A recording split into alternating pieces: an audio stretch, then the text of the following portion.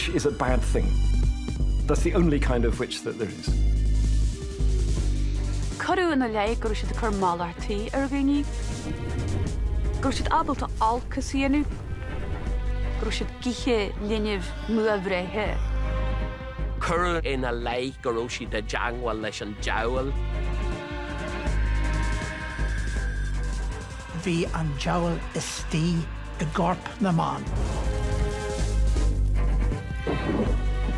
To be accused of witchcraft was terrible.